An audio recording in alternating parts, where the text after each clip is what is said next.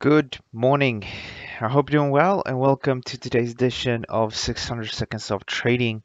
My name is Alejandro Zambrano and I'm the Chief Market Analyst with TradeCaptain.com.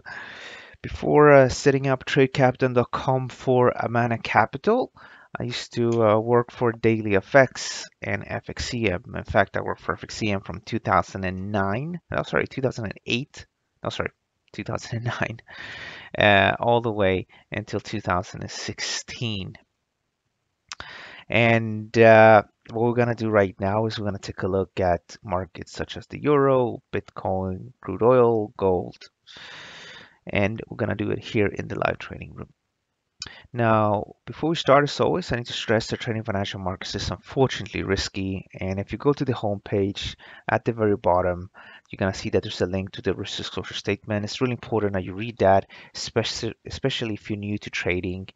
If you go on YouTube and Instagram and places like that, you'll see people, posting pictures of themselves in a trading room and pictures of them making a lot of money very quickly. Um, and it is possible to make good money trading. However, it's not as easy as people will show you online. Okay. All right. As well, before we start, I wanted to let you know that here at Trade Captain, we are looking for technical analyst contributors. So if you produce a research or you trade already today, and why not write down your analysis? Doesn't have to be long articles, about 200, 250 words, where you explain, what's going on in the market. You have a nice chart showing which levels are relevant, um, and you can potentially become a contributor here with TradeCaptain.com. Here's an example, some articles by Yuri. If you scroll down here in the technical analysis section, you're going to find some of my updates. Now, I haven't published too much this week because I'm officially not working, but I am doing these webinars. So you can check it out here. You click on load more, you'll find more stuff, things that I update to give you a little bit of idea. And as well, Yuri's article shows you really what we're looking for. Very straightforward. You write the article, 250 words, so I can evaluate it as well, my team, and then if it works fine, you can publish. So we're looking for people that can work a minimum of 3 times per week and 2 hours each time, but ideally maybe someone that can work 4 hours every day, Monday to Friday. If you want to know more about this, check out my Twitter. I published a little video on that as well on the Trade Captain YouTube page. You'll find more on that. If you have any questions, just email research@tradecaptain.com. Also on Twitter, you can find me on AlexFX00. You can reach out to me. When you submit the article, it needs to be professionally done, so perfect English, and the idea needs to be very easy and to understand. So that's really important. I received a few updates already, and the challenge is actually just the language. The language is written in a slightly basic format. Okay, enough about that. Let's talk trading.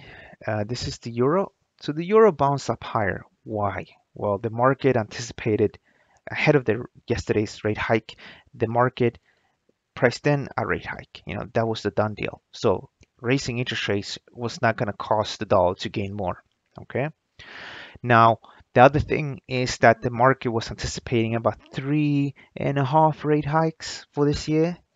And the meeting here could have been an opportunity for the Federal Reserve to actually tell us via the dot plot, then yes, we're gonna increase rate hikes 4 times this year. But they didn't. They stuck to 3 rate hikes, which I personally think make perfect sense because the year is so young. They could easily, in 3 months from now, if data continues to be strong and they are confident that inflation is gonna tick up higher, they could easily just say, you know what, we're gonna raise 4 times this year. But they didn't do it this time around, and that is why the euro moved to the upside, as you can see here right now.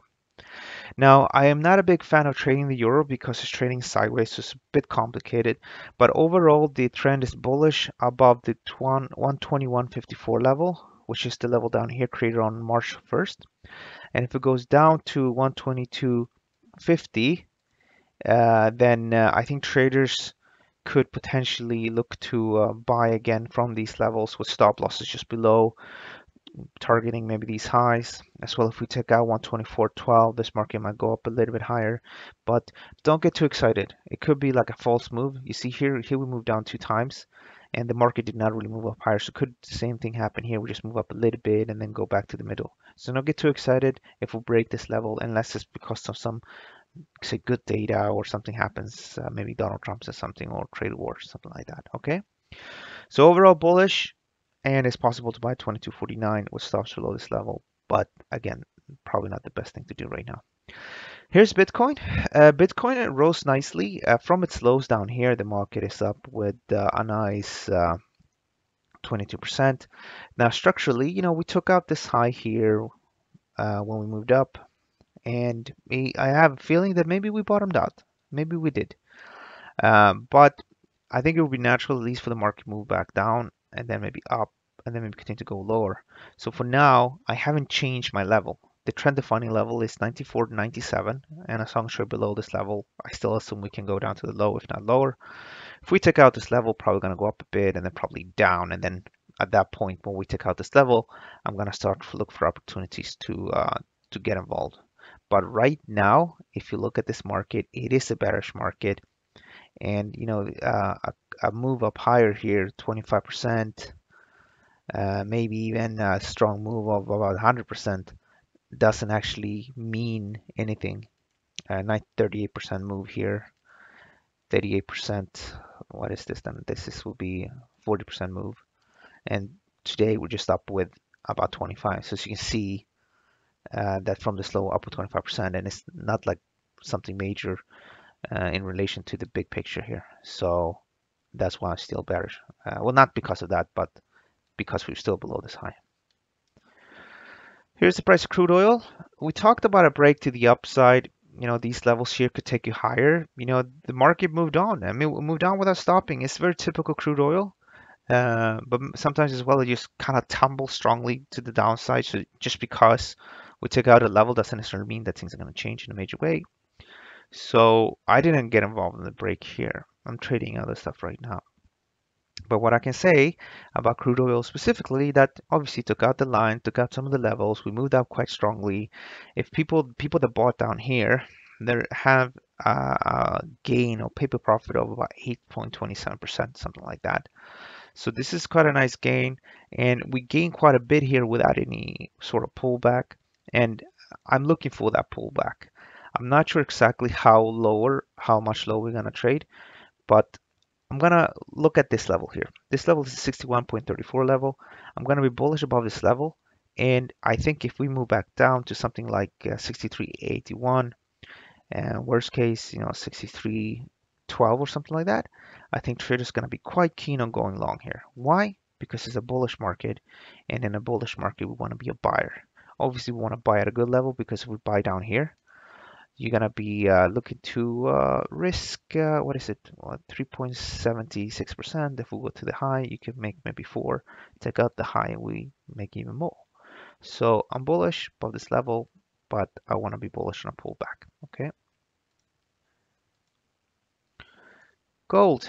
We talked about it a few days ago about going long down here. We talked about going long here. It went up to the upside, and then we said if we go down here, you want to buy again.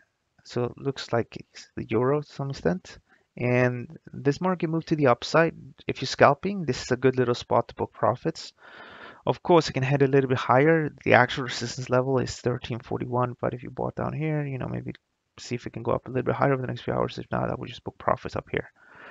The general idea is to keep on buying here, and that's it. Trade below it, and the market turns bearish. Here's the German DAX. The German DAX position is now back into profit. I don't really think we're going to trade much lower, but you never know. And technically, the trend hasn't changed. If we look at it from this perspective, where this is a major high, and then you have a lower high, and then you have another lower high here. And this level is 12,487. As long as trade below that level, the market could actually move to the downside and potentially target 11,732 down here. So that is something you want to keep an eye on. Is there anything on the economic calendar today? Well, let's check that out.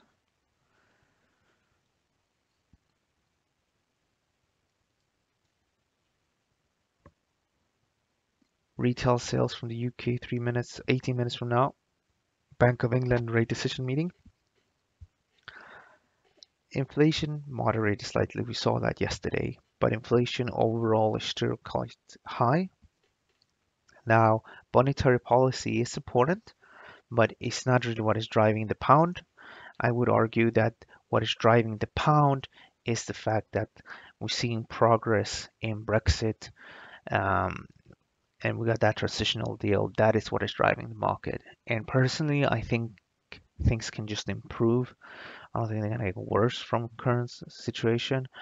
And obviously, on any indication that we're going to head into some sort of situation where, which is pro-business to some extent, then the pound is probably going to continue to recuperate.